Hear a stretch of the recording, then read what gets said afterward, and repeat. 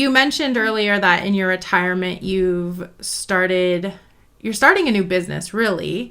Can you tell us about what your plans are? Yeah, so I'm an ESL teacher. I graduated with a master's in TESOL, teaching English as a second language, and I've been working in that field ever since. For the last 30 years, I worked for the Intensive English Language Center at the University of Nevada, Reno, as an ESL teacher first, Mhm. and then as an academic coordinator, and for the last 15 years as a director. And so everything has been, has involved international students or um, locals, domestic students, wanting to improve their English. Mhm. And so I'm very attached to that. I also speak several languages, so I'm very interested in languages in general and cultures. Mhm. So my business is going to be um, not so much teaching the language, it's more for students who have, or people who have actually studied English in the past Mhm. and gone back home and have, they're working, but they didn't necessarily get a job where they're practicing their English, or Mhm. some of them may have or are planning on it. So, but they know English, and then they'll come into my website, and we will have some conversation classes, some reading and conversing, some watching the news and conversing, but a lot of conversation, because a lot of the students I've talked to that have gone back home, Mhm. one of the things that they're missing is connections with other students who have learned English, and Mhm. then practicing their English just so that they don't lose the fluency. They've gotten to a level, and then because they don't practice it, then they want to do more. So that's going to be um, one of the main parts of the business. Another one is going to be where I will have some courses that are taught online, Mhm.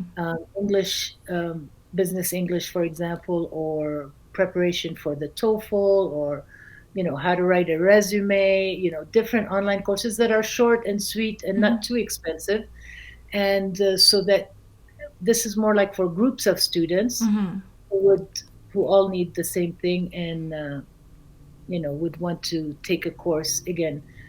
Um, Again, probably more advanced level students. Okay. I'm also going to have, a third part of the program. I still feel connected to UNR, and I feel Mhm. connected to international education and study abroad. And Mhm. so in that one, I think I would present some webinars for students or schools, to schools who are interested in having their students come to the United States and study. And again, Mhm. how do you prepare? What do they need to know about, immigration wise? What do they need to know about, you know, uh, studying in an American university? What are the requirements? Mhm. What's the difference between a college and a university? Because I think this is very specific to the United States, and have different webinars like this that students might be interested in joining to understand more, and get an idea and be more prepared to come to the United States. Yeah, That's what my thoughts. that's so awesome. I love how you're taking kind of all your experiences over the years and providing that for people on a different forum online, especially during the pandemic.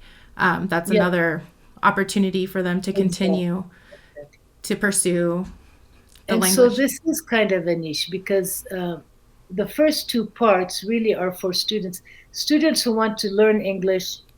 The best way is to come to an English speaking Hmm. country, or so that's what they would do, and if they have the money for it, and if it's the time, that's great. With the pandemic, a lot of students are not able to, Hmm. or it's going to be a while before they come back.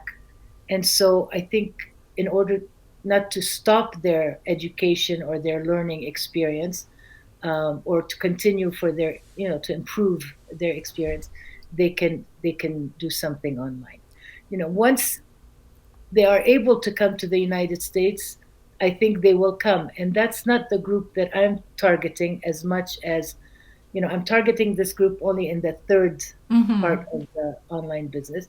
The other two parts is more for students who have done it or won't have the opportunity to ever do it Mm-hmm. to come to the States. Yeah.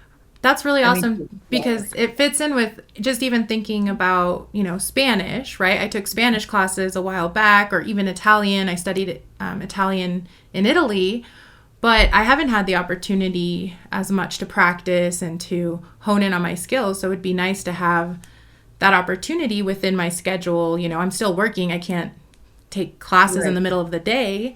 So that's a great experience. Exactly. And so to tell you that I'm starting with English because that's my background, Yeah. but I think that eventually, if people ask, um, I will have classes for Spanish, people who want to practice their Spanish Mm-hmm. or practice their Italian. Or I know teachers that are teaching Japanese, so there's always this, this want or desire for some people that they want to be able to practice their other language, whatever language that is. So, I mean, eventually, I think I would open it up to other languages, not stick to English, but to start with, because that's the people I know and that's what I did. Yeah. That will start out that way. I'm But really don't give up excited for hope. it. What? Don't give up hope. I'll have Okay. Spanish I'll coming remember soon. that. And can you tell us what your business is called Oh, and and where to that's right. find you? I was going to attach it to that. Yes. So the business is called Language Emporium, the Language Emporium.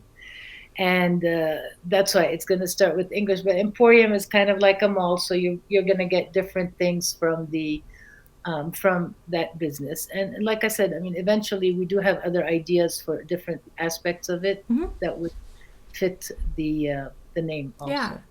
And if the audience is interested, they can look below and see your website, and hopefully they'll find you there and be able to ask questions or get any questions they have answered. So again, Definitely. I'm really excited for this business. I think it's definitely something that you've always been passionate about, and I love that you're continuing to share that with others. Thank you. Yes. Yeah. Excited too.